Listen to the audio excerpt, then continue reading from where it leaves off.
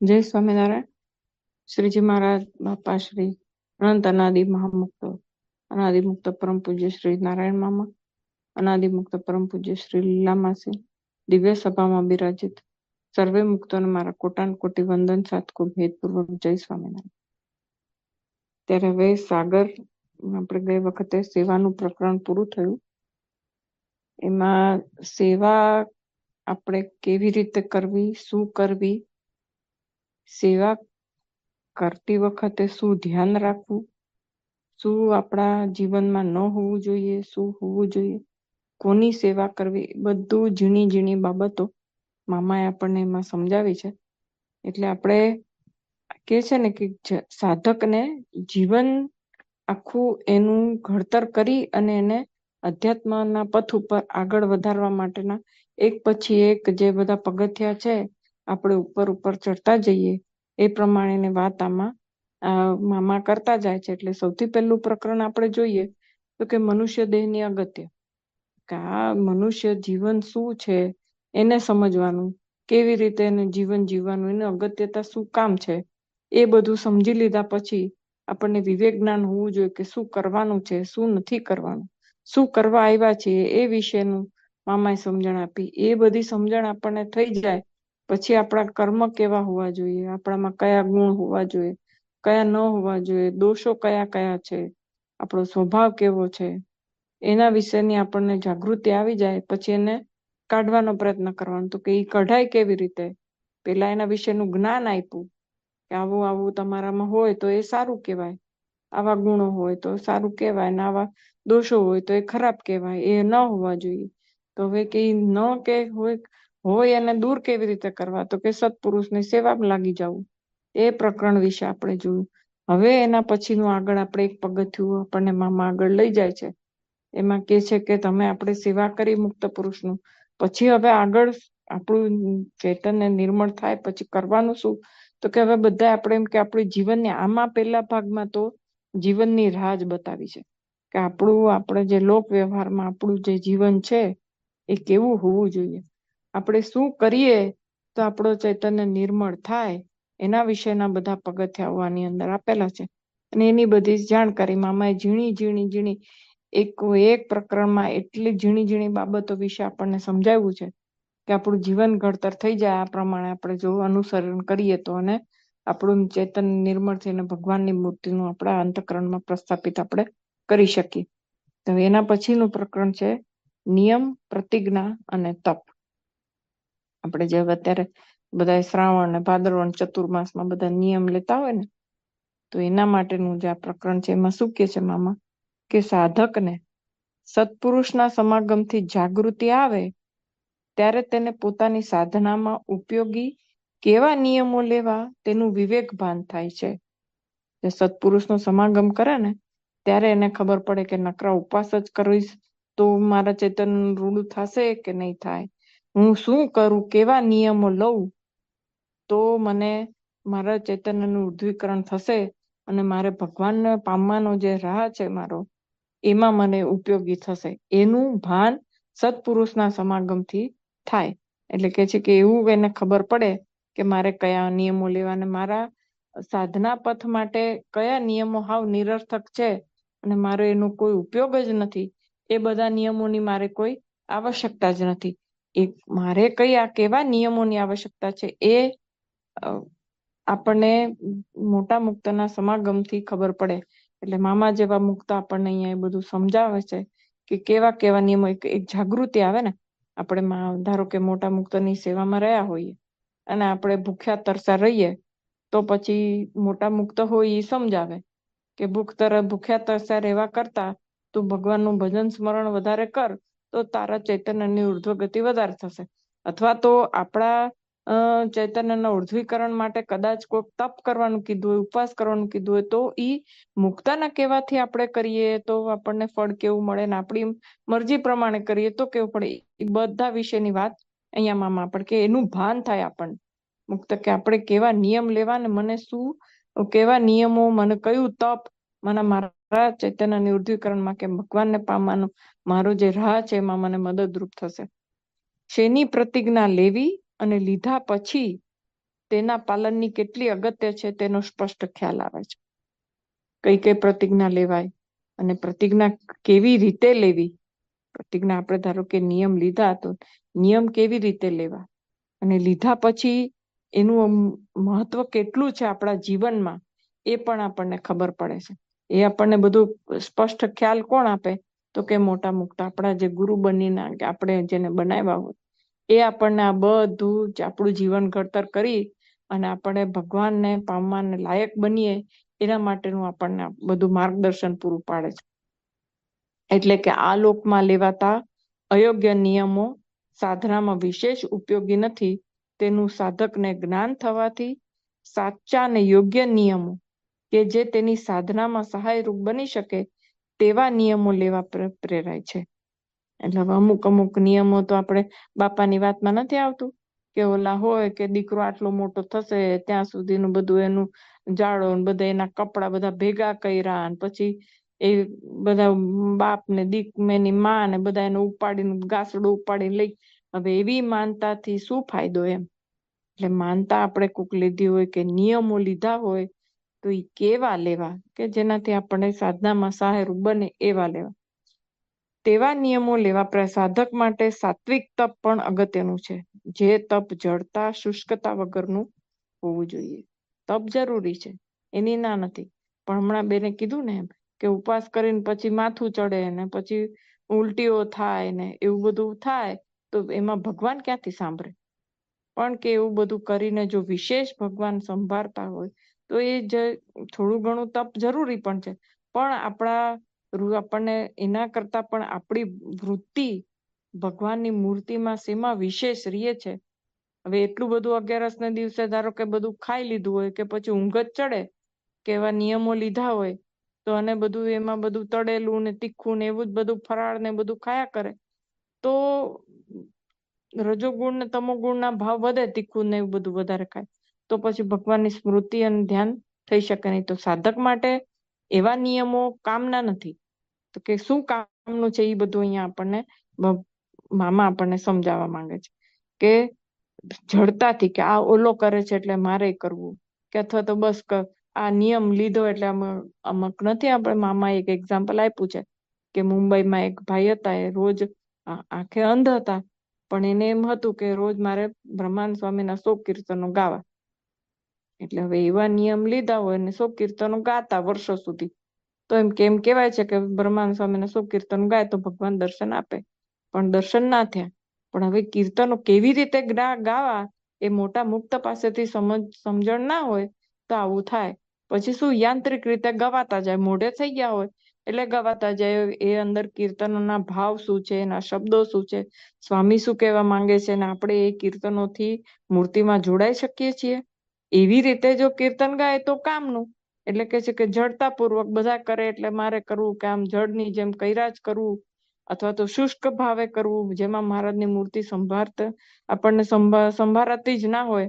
તો ઘણા લોકો આમ કે કરતા હોય છે ને કે રોજ મારે આટલી માળા કરવી પછી હવે વધારે પડતી રોજની માળા કરવાનું નિયમ લઈ લે અને પછી નાશ મણકો આવ્યો એવું થઈ જાય કે સંભાળ ને એમાં પાછા કેટલાય બીજા વિચારો આવે અને ધ્યાન ક્યાં હોય નંબર પર 25 માળા થઈ ગઈ, 26 માળા થઈ ગઈ, 30 માળા થઈ ગઈ. આપણે જે નિયમો લીધા હોય પૂરી થઈ કે નહીં એમાં આપણું ચિત્ત વધારે હોય. ભગવાનની મૂર્તિમાં ચિત્તના જો એવું થતું હોય તો એના કરતા શું સારું કે ઓછા નિયમો લેવા પણ ભગવાનની મૂર્તિમાં ચિત્ત રહેવું. એટલે આમાં આપણને ખબર પડે કે કેવી રીતે નિયમ લેવા તો શું લેવા એ બધું આપણને મોટા મુક્ત આપણને સમજાવે છે. તપ અંગેની મિથ્યા ભ્રાંતિ દૂર કરી તેને યથાર્થ રીતે સમજીને કરવામાં આવે તો જ તે સાધક માટે હિતકારક નીવડે છે. હવે કેટલી એ માનતા હોય આમ નહીં કરશું મહારાજ નારાજ થઈ જશે ને તે કેટલાય આપણે નથી હોતા કુરાજી થઈ જાય ને કોપાયમાન થઈ જાય.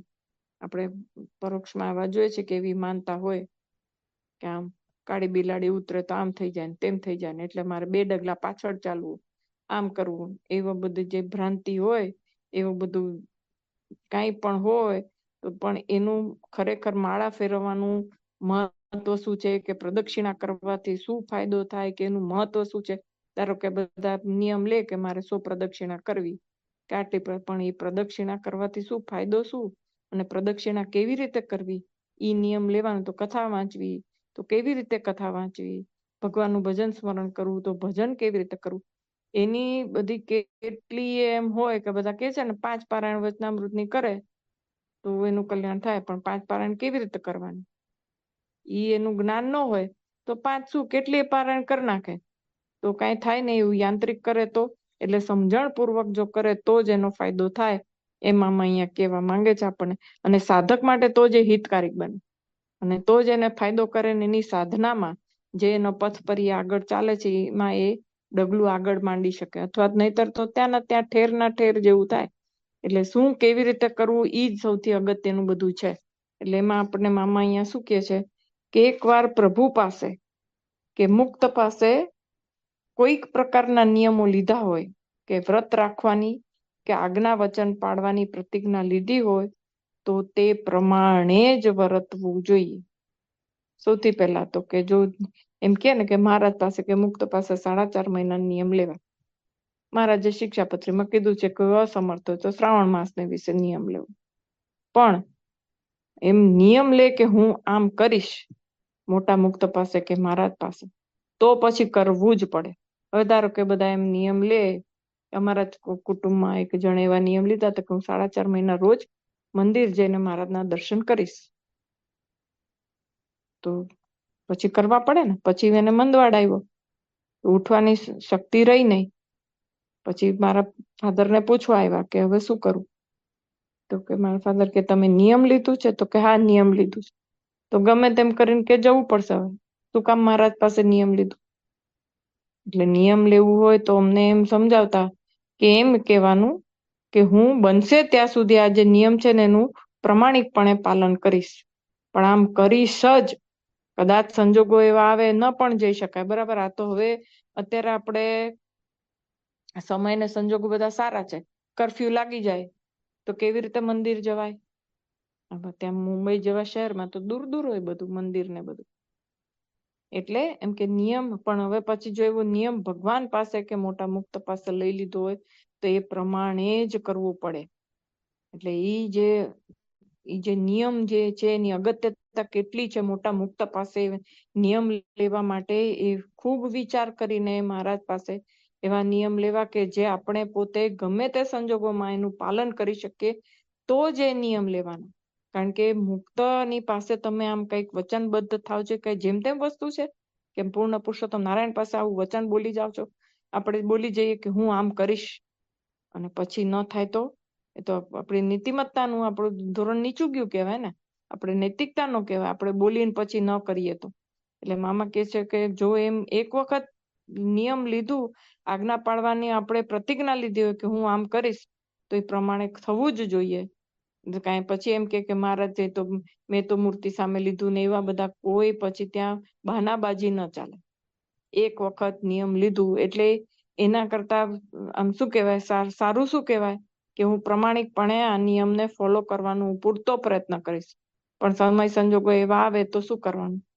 એટલે એવા નિયમો લેવા જ નહીં કે આપણી શક્તિ મર્યાદાથી બહારના નિયમો. નાના નિયમ લેવા, ઓછા નિયમ લેવા, પણ પૂર્ણપણે પાડી શકાય. જો પૂર્ણપણે પાડી ન શકાય તો મહારાજ રાજી કેવી રીતે થાય. એક વખત જો આપણે નિયમ લીધું હોય અને આપણે જો એને પાડી ન શકીએ તો પૂર્ણ પુરુષોત્તમ નારાયણની સમક્ષ આપણે બોલી ગયા પછી તો કરવું પડે ને. કારણ કે અત્યારે એ આપણને સામે જવાબ નથી આપતા એટલે એ જોતા નથી એમ થોડી છે કે મોટા મુક્તાને આપણે કીધું, મોટા મુક્તા દ્વારા મહારાજ બધું કામ કરતા હોય. તો એટલે એમ કે છે કે એ બહુ અગત્યની વસ્તુ છે. એટલે એમ કે આ જેમ તેમ વસ્તુ નથી કે આપણે એમ કેવું કે હા આપણે નિયમ એકાદશી દિવસે મેં નિયમ લીધું ને પછી કેટલી વખત આમ એ નિયમ પડાય નહીં તો બહુ ખોટું કહેવાય.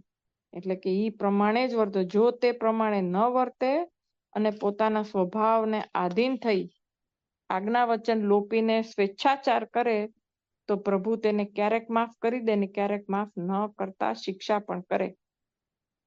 એવું થઈ જાય. હવે પછી એમ કે મેં આમ કર્યું ને તે ભગવાન આમ શું કામ કર્યું. આવું ઝીણું ઝીણું કેટલું હોય. આપણે નિયમ લીધા હોય કે હું આમ નહીં કરું. ધારો કે આપણે શું કહેવાય સાધના પથ પર આપણને કામ લાગે એમ થાય કે મારે રજોગુણી ખોરાક હું નહીં ખાવ. પછી ઈચ્છાઓ એવી હોય મનમાં કે મન કંટ્રોલમાં ન રહી ખવાઈ ગયું તો પછી શું કરવાનું? હવે પછી કોક વાર હવે એવું કઈ એકાદ વખત થઈ જાય તો ભગવાનમાં વારંવાર એવું થઈ જાય અને પછી નિયમ જાય નેવે 4.5 મહિના પૂરા થતા સુધીમાં તો કયું નિયમ લીધું તું એ ભૂલી જવાય. તો એના કરતા એમ કે પોતાના મન મરજી પ્રમાણે રહેવા માંડે. પછી સ્વેચ્છાચાર કરે એટલે મન મરજી પ્રમાણે, એટલે કે કોઈ પણ નિયમ લેવા તો બહુ સમજી વિચારીને લેવા, આપણાથી આપણી શક્તિ મર્યાદા પ્રમાણે લેવા, આપણા શરીરથી થઈ શકશે કે નહીં એ પ્રમાણે લેવા. ભગવાનનું ધ્યાન બધા કરે છે 2-2 કલાક તો મારે કરવું પડે, હું એ કરીશ. પછી બેસાય જ નહીં તો પછી આજે 10 મિનિટ ઓછી બેસાણું, પછી 15 દી પછી પાછા 20 મિનિટ ઓછી બેસાણું, પછી આમ. અને ધારો કે બેસે તો પછી ક્યાંય વિચારો ક્યાંય ચાલતા હોય. તો એના કરતા એમ નિયમ લેવાય કે હું અડધી કલાક રોજ ભગવાન પાસે મારા મનની વૃત્તિઓને કંટ્રોલમાં રાખવાનો પ્રયત્ન સાથે હું મહારાજની માં બને એટલું વૃત્તિ રાખીને એવી રીતે કરે તો અડધી કલાક પતી જાય. બરાબર? તો એવી રીતે ટેવે પડે ને બધું થાય. પણ પછી પોતાની મરમરજી આજે 10 મિનિટ બેઠા ને કાલે હવે 40 મિનિટ બેસી લઈશ ને 10 મિનિટ કાલે વધારે બેસી લઈશ ને પછી કાલે આજે મહેમાન છે તો આજે આમ એવા બધા એવું બધું ન કરાય. તો આપણે પ્રમાણિક ન કહેવાય અને ભગવાનના ગુનેગાર કહેવાય. જો પછી બહુ વારંવાર એવું થાય ભગવાન સજાય કરે, ન પણ કરે એવું નથી, પણ કે ભગવાનની મરજી ને. તો હવે ધારો કે શિક્ષા કરે તો એ શિક્ષા એ કોના માટે છે? ભગવાન જે કાંઈ પણ છે, મા બાપ હોય આપણે એના બાળકોને જે કાંઈ પણ કરી એના ભલા માટે જ કરતા હોય ને, કે જેથી કરીને એ ભૂલ બીજી વાર ન કરે. ધારો કે આપણે કોકમાં આપણા બાળકોને વઢીએ કે કંઈક નાનું બાળક હોય બહુ મસ્તી કરતું હોય કે એને વઢીએ કે જે કાંઈ પણ એને થોડી ઘણી સજા કરીએ. શું કામ કરી? કે સુધરી જાય. આપણે એનામાં સંસ્કાર સિંચન કરવા માંગતા હોઈએ. એટલે તો આપણા ધણી બેઠા છે, આપણા મા બાપ છે, આપણા ગુરુ છે, આપણા મહારાજ છે, આપણા મા બાપ આપણે એને બાપ કહેતા હોઈએ કે આપણું ભલું ઈચ્છનારા હોય તો આપણને સજા કરે તો શું કામ કરે છે? કે એ આશીર્વાદ છે. એ પણ એક મામા કહે છે કે એ સજા છે એ પણ આશીર્વાદ રૂપ છે. શું કામ? કારણ કે તેનાથી જીવને પોતે કરેલી ભૂલોનું અને પોતાના દોષોનું ભાન થાય છે. તેથી તેવા કર્મો કરવામાં અટકે છે. માટે શિક્ષા ખૂબ જરૂરી છે અને તેમાં જીવનું હિત સમાયેલું છે. ધારો કે કોક વાર આપણને એમ થાય કે મહારાજ મને આવું શું કામ કરે? કાંઈ મહારાજની શિક્ષાનો કોઈ પ્રકાર ન હોય ને, જેને જેવી શિક્ષા કરવી હોય. કારણ કે 2 વ્યક્તિ હોય, 2 સરખી ભૂલ કરી હોય પણ બેઉને શિક્ષા જુદી જુદી હોય. એવું ભગવાનનું કામ છે શિક્ષા આપવાનું, કર્મ કરવાનું કામ આપણું. પણ કોને કેવી શિક્ષા કરવાથી કેવી રીતે ભગવાન એ ચૈતન્યનું ઉર્ધ્વીકરણ થશે એ ભગવાનને ખબર હોય. તો કોકને વધારે શિક્ષા કરે, કોકને ઓછી કરે, એ ચૈતન્ય કેવી રીતે નિર્મળ થશે એ બધું. એટલે મામા એમ કે છે અહીંયા કે શિક્ષા ઘણીવાર જરૂરી હોય છે કે એમાં એ જીવનું હિત સમાયેલું હોય. કારણ કે આપણે હવે મહારાજની આજ્ઞા લોપી હોય કે કાંઈ પણ હોય તો પછી શિક્ષા કરે ને ભગવાન આપણને સુધારવા માટે. શું કામ? કારણ કે આપણને એમ ભાન થાય, આપણને કંઈક શરીરમાં રોગ આવે કે આપણને બીજું કાંઈ ભગવાન જે પણ શિક્ષાનો પ્રકાર હોય આપણને શિક્ષા થઈ એવું એ ભાન કરાવે આપણને કે મેં આમ કર્યું ને એટલે મહારાજે જો આવું કર્યું. કે મેં એવું નક્કી કર્યું હતું કે હું ક્રોધ નહીં કરું અને મારાથી ક્રોધ થઈ ગયો તો પછી ભગવાન આવું કરે. એવું કરે તો આપણને શું એનાથી સજાગતા આવે ને કે જો મારે ક્રોધ નહોતો કરવો મેં કર્યું.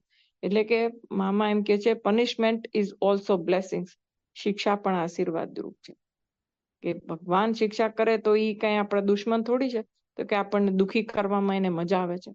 જેમ આપણા મા બાપો હોય એના નાના બાળકોને કઈ એને રડાવવામાં કે એને હેરાન કરવામાં કે એને દુખી કરવામાં મા બાપને થોડી આનંદ આવે છે, પણ એ એના હિતેચ્છુ છે એટલા માટે એના સારા માટે થઈને એને સજા આપે છે. એટલા માટે એમ આપણા જે ભગવાન છે, આપણા જે ગુરુ છે, એ આપણને આશીર્વાદ આપવા માટે ને આપણું ભલું ઈચ્છવા માટે થઈને આપણને સજા કરતા હોય તો એ ભોગવી લેવાની આનંદ થઈ કે આ ભાઈ ભગવાન મહારાજ ગુરુ જે પણ તમે કઈ સજા આપી છે મારી ભૂલ છે, મને ન સમજ પડતી હોય તો તમે મને સમજ પાડજો કે મારી શું ભૂલ છે ને એનું સુધારવું કેવી રીતે કરવું એ તમે મને શીખવાડજો. કારણ કે આપણને તો ભૂલ સુધારવાનું જ્ઞાન ઘણી વખત ના હોય. સૌથી પહેલા તો આપણે ભૂલ કરી છે એ આપણે માનવા તૈયાર ન હોઈએ. કારણ કે અંદરનો અહંકાર એવો હોય ને કે આપણે માનવા તૈયાર જ ન હોય. કારણ કે કેટલા એના કારણો બતાડીએ કે તો આમ હતું એટલે મેં આમ કર્યું ને, આવું કારણ હતું એટલે આમ થઈ ગયું, નહીતર તો હું કોઈ દિવસ આમ કરવું જ નહીં ને. કેટલાય બાનાબાજી આપણું મન છે ને એ એટલું બધું ઓલું છે કે એનો વિશ્વાસ કરાય જ નહીં કોઈ દિવસ. એટલે ઈ જે છે એટલે આપણને જો ધારો કે એવું કંઈક થયું હોય ભગવાનની મરજીથી શિક્ષા આપે તો સહર્ષ સ્વીકાર કરીને કહેવાનું કે મને એવું બળ આપજો કે હવેથી મારાથી આવી કોઈ બીજી વખત ભૂલ ન થાય. એમ આપણે અહીંયા જે કાંઈ પણ એમ કે બહુ મહારાજ અને મુક્ત પાસે કોઈ પણ પ્રતિજ્ઞા લેતા પહેલા બહુ વિચાર કરી અને પ્રતિજ્ઞા લેવાની. નિયમ પ્રતિજ્ઞા કે વ્રત લીધા પછી તેનું ઉલ્લંઘન થાય તો પોતાનું મનોબળ તૂટે ને પ્રભુ પ્રાપ્તિની સાધનામાં શ્રદ્ધા પણ મન પડી જાય. માટે નિયમ વ્રત પ્રતિજ્ઞાનું જાગૃતિપૂર્વક પાલન કરવું. આપણે જે કાંઈ પણ નિયમ લીધા હોય કે ધારો કે એમ કીધું કે હું રોજ 1 કલાક ધ્યાન કરીશ અને પછી ધ્યાન થાય નહીં તો આપણને આપણું જે વિલ પાવર છે તૂટી ગયો, ચાલુ મારાથી થતું નથી, મેં આમ કર્યું હતું. આપણે જાગૃત હોઈએ તો આપણે તરત જ એવા વિચારો તો આવે જ ને કે મેં નિયમ લીધું તો આ 1 કલાકનું અને આ તો 45 મિનિટમાં હું ઊભી થઈ ગઈ. કાં તો આજે મહેમાન આવ્યા તો મારાથી થયું નહીં, મેં નક્કી કર્યું હતું કે હું રોજ 2 વાગે હું ધ્યાન કરીશ અને હવે ધારો કે આમ સમય ફેરફાર થઈ જાય પણ 1 કલાક બેસાય તો બરાબર છે. પણ ધારો કે એમ થાય કે આજે હવે મોડું થઈ ગયું છે અને આજે તો મહેમાન આવવાના છે તો હવે થોડીક ઓછું કરીશ કે હવે કલાક બેસવાનું કીધું હતું તો અડધી કલાક બેસીને રાત્રે પાછું અડધી કલાક બેસી લઈશ ને એમ કટકે કરીને કરી લઈશ. પણ જાગૃત આપણે હોઈએ તો એનું આપણને તરત જ ધ્યાન દોરાય આપણું, અથવા તો ભગવાન પ્રેરણા કરે અંદરથી આપણને.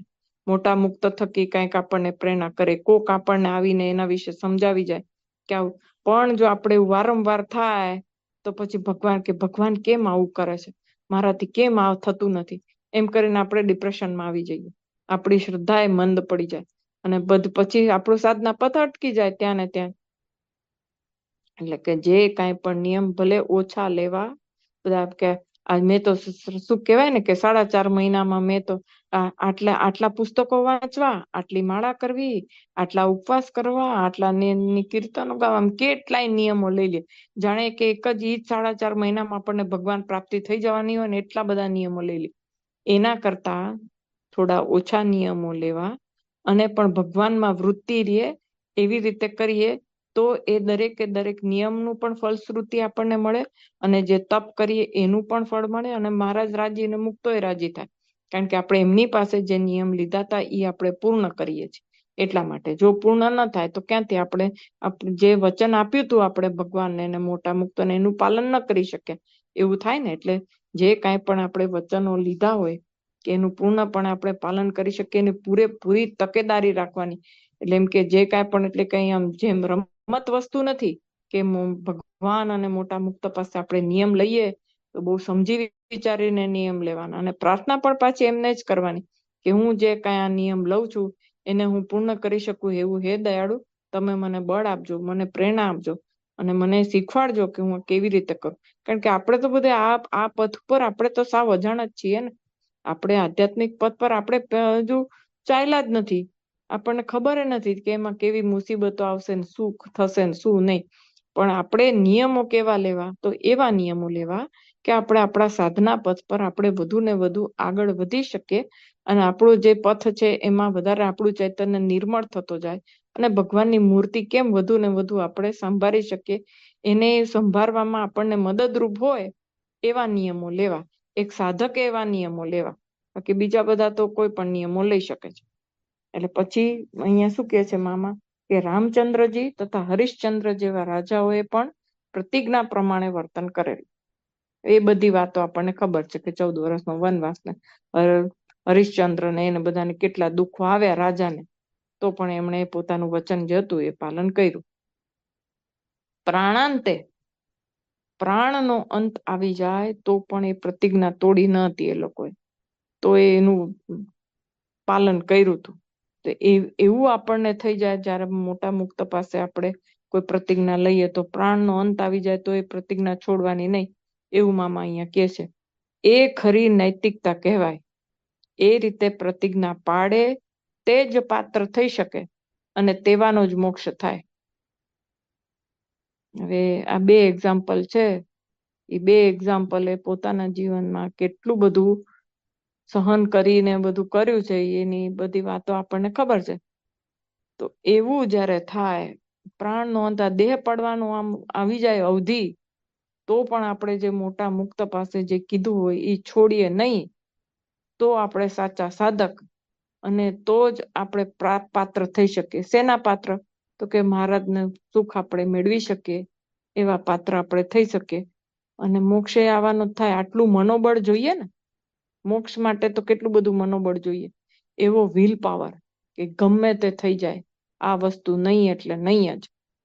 એવો જ્યારે વિલ પાવર હોય, એટલે કે ગમે તે મહેમાન આવે કે જે કાંઈ પણ થાય, એમાં પછી બાહ્ય ડંબર ના આવવો જોઈએ કે ના ભાઈ મારો તો ધ્યાનનો ટાઈમ થઈ ગયો છે, તમે ભલે આવ્યા નહીં. એ કોઈ, આ જે આપણી સાધના છે, કોઈ શું જાણે આપણે શું કરીએ છીએ, કોઈને દેખાડવાની જરૂરત જ નથી ને. એ આપણી સાધના છે અને આપણે આગળ વધવાનું છે. એટલે કોઈને મેં આવા નિયમ લીધા છે કે એવું જણાવવાનું ક્યાં કામ છે? કારણ કે એ આપણા માટે છે. જણાવીને એને શું ફાયદો કરવાનો? આપણે મામા હમણાં સરિતામાં જ કીધું ને, કોઈને જણાવી દીધું તો એનાથી એને શું ફાયદો? સામા માણસને શું ફાયદો કે આપણને શું ફાયદો? આપણને ઉલટાનું નુકસાન કે આપણે એને જણાવી દીધું એટલે પછી જે ફાયદો થવાનો એ થાય નહીં. એટલે આપણી જે સાધના છે એ આપણે જ કરવાની છે. કોઈને કયા, હમણાં તો 4.5 મહિનામાં છે ને, મેં એવું નિયમ લીધું છે કે રોજ 1 મહિનો કરું છું ને, એક કલાક, એની જગ્યાએ હું 1.5 કલાક ધ્યાન કરીશ. ઓલાન શું, જેને સાંભળ્યું એને શું ફાયદો? આપણે જેને પણ એ વાત કરી કે 1 કલાક, એનો અર્થ જ એ થાય છે કે અંદર કહી દેવાની જે ભાવના છે, એનો અર્થ જ કે હું કંઈક વિશેષ કરું છું એવું તમે જાણો, કે હું આવું કરું છું, હું આવું સરસ કરું છું. વખાણવાની જે વૃત્તિ છે ને, કે છે ને કે સાત્વિક અહંકાર તો એવો છે ને, એ તો ક્યારેય નીકળે નહીં, સાવ છેલ્લે નીકળે. કારણ શરીરમાં સાથે જાય છે એ બધા અહંકાર, તો ત્યાં સુધી તો એ નીકળતા જ નથી. એટલે એ એવું, એટલે કે છે કે સાધના કોઈને જણાવવાની હોય નહીં કે હું આટલા કલાક ધ્યાન કરું છું, કે આટલું સાંખ્ય જ્ઞાન કરું છું, કે આમ કરું છું, કે મેં આવવાનું જે કાંઈ પણ છે આપણે આપણી રીતે કર્યા કરવાનું. આપણી રીતે કોકને એમ થાય કે આ કાંઈ નથી કરતા, કે આમ કરે છે, ભલે. મામા કહે છે ને સરિતામાં કે કોકને એમ થાય કે આનામાં કાંઈ નથી, તો તેથી આપણે શું એમ. એટલે આપણે આપણી રીતે આપણું કર્યા કરવાનું. એટલે આ બે જે દ્રષ્ટાંત છે, એમ એ લોકોનો પ્રાણનો અંત આવી જાય તો હવે મોક્ષ થવા માટે આટલું બધું આપણને વિલ પાવર જોઈએ. એકવાર જે નક્કી કર્યું પછી એમાં પાછી પાની નહીં કરવાની. કહે છે ને, હરિનો માર્ગ છે શુરા, નહીં કાયરનું કામ જોયું. પ્રથમ પહેલું મસ્તક મૂકી વળતી લેવું નામ જો. પહેલા આપણું મસ્તક આપી દેવાનું છે, પછી નામ લેવાની શરૂઆત કરવાની. એટલે જે કાંઈ પણ નિયમ લીધું હોય એને પ્રમાણિકપણે, પૂરી નૈતિકતા સાથે એનું પાલન કરવાનું આપણામાં જો દ્રઢતા હોય અને વિશ્વાસ હોય તો જ નિયમ લેવાનો, નહીતર નિયમ નહીં લેવાનો. એવું એટલે નિયમ, એટલે નિયમનું કેટલું મહત્વ ને કેટલી અગત્યતા છે એ દર્શાવે છે. કે આમ નિયમ લઈ જેમ તેમ નથી આ વસ્તુ. એમ કંઈ પણ નિયમ લીધા હોય તો એનું મહત્વ આપણને પોતાને ખ્યાલ હોવો જોઈએ કે મેં શું પ્રતિજ્ઞા કહેવાય, આમ કરીશ જ. એમ હું 4.5 મહિના કે આખું જિંદગી જે કાંઈ પણ હોય. અને કે છે ને મામા એક જગ્યાએ, તો પછી કે 4.5 મહિનાનું ન રહેતા આપણા જીવનમાં વણાઈ જવું જોઈએ. જે પણ આપણે ભગવાનની મૂર્તિનું કે જે કાંઈ પણ ધ્યાન કરવાનું નિયમ લીધું હોય એ પ્રમાણે. એટલે કે જો એ તો જ મોક્ષ થાય, નહીતર મોક્ષ જ નથી થતો. તો મોક્ષ આપણે લેવો છે?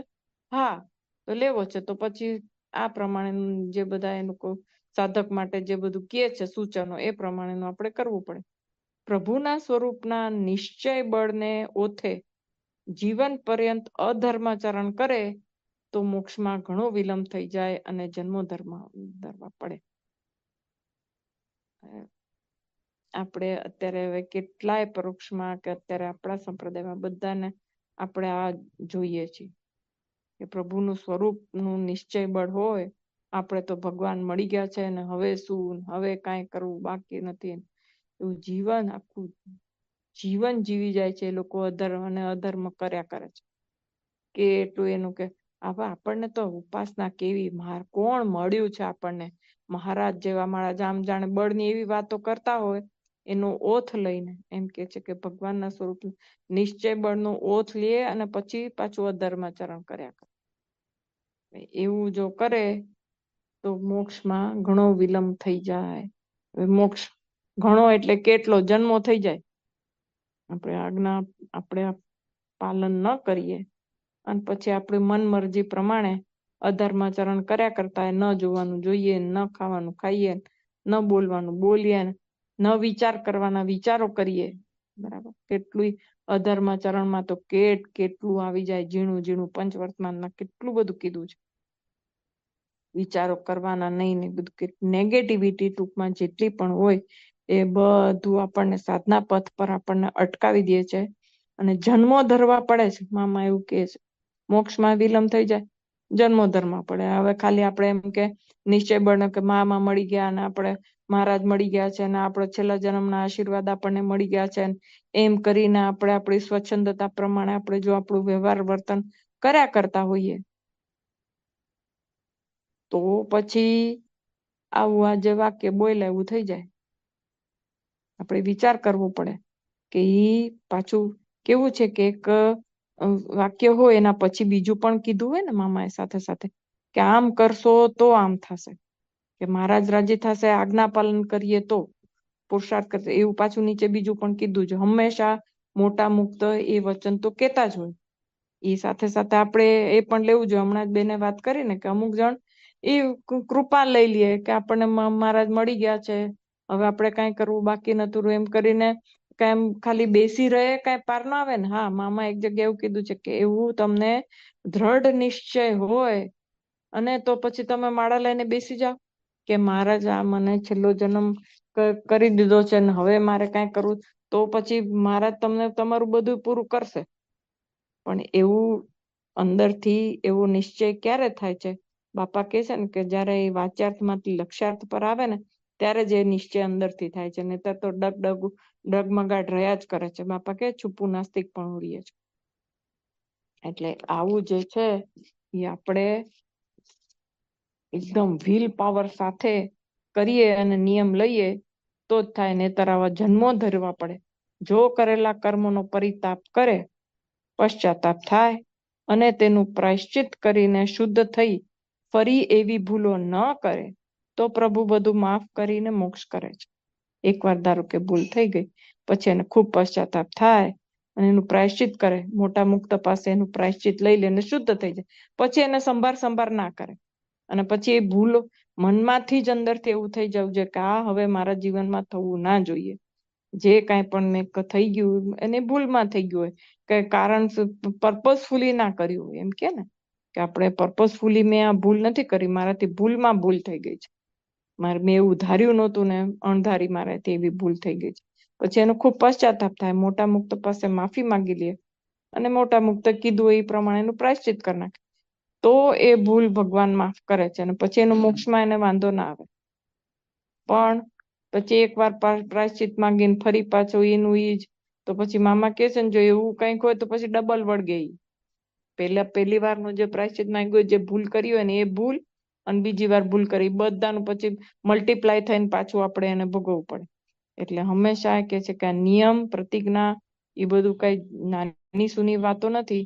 એટલે હંમેશા સમજી વિચારીને નિયમ લેવો અને જે નિયમ લીધો જેટલા ટાઈમ માટે લીધો હોય એને પૂર્ણ પ્રમાણિકપણે ફોલો કરવાનું અને એ પ્રમાણેનું આપણું વાણી વર્તન બધું હોવું જોઈએ. તો પછી એક વખત આપણે એમ કરીએ ને કે ધારો કે મહારાજ પરીક્ષા કરે, એવું બને કે આપણે નિયમ લીધું હોય ને તરત જ મામા કહે છે ને કે એ રસ્તે ચાલે એટલે તરત મહારાજ કસોટી મૂકે. આપણે એ રસ્તે ચાલીએ અને જો આપણે સાચા હોઈએ અને સાચા પથ પર આગળ વધતા તરત જ મહારાજ કસોટી મૂકે. ધારો કે એમ નિયમ લીધો હોય કે મારે ક્રોધ નથી કરવો, હું 1 મહિનો ક્રોધ નહીં કરું, તો તરત જ એવી પરિસ્થિતિ મૂકે કે આપણે ક્રોધ થાય અને આપણે ક્રોધ કર્યો તો આપણે નિયમનું પાલન ના કર્યું એવું થાય ને. તો પછી એનો પશ્ચાતાપ થવો જોઈએ કે આ મારાથી કેમ આવું થઈ ગયું, મેં તો મહારાજ પાસે નિયમ લીધું હતું કે હું આવું નહીં કરું. તો થઈ એની સજા, એનો અર્થ જ એ થયો કે મોટા મુક્ત પાસે આપણે લીધું એની સજાગતા આપણને રહી નહીં અને લેવાય મોટા મુક્ત રાજી થઈ જશે, હા હું આવું નિયમ લઈશ એટલે એને રાજી એવી રીતે મેં એટલે એને દેખાડો કરવા મેં નિયમ લીધું, એવું હોય તો નકામું ને બધું. એટલે જે કાંઈ પણ નિયમ લેવું એના માટે પૂર્ણ આપણી પાસે જે હોય એની સિરિયસનેસ કે એની ગંભીરતા વિચારીને પછી એ નિયમ લેવો કે કોની પાસે હું નિયમ લઉં છું. અને એવા જ નિયમો લેવા કે જેનું આપણે પાલન કરી શકીએ સંપૂર્ણપણે પ્રામાણિકપણે. એવું હવે આમાં આપણે આગળ પછી બીજે જોઈશું. અત્યારે સમય થઈ ગયો છે કે આમાં બીજું કયું કયું અંદર કેવી રીતના કરવા, નિયમ લેવા, કયા નિયમ લેવા, અને આપણે કઈ જાગૃતિ રાખવી. બીજું કાંઈ પણ વધુ ઓછું બોલાઈ ગયું હોય તો માફ કરજો અને રાજી રહેજો બધા. સહજાનંદ સ્વામી મહારાજની જય, બાપા શ્રીની જય, સદગુરુ શ્રીની જય, સ્વામિનારાયણ ભગવાનની જય.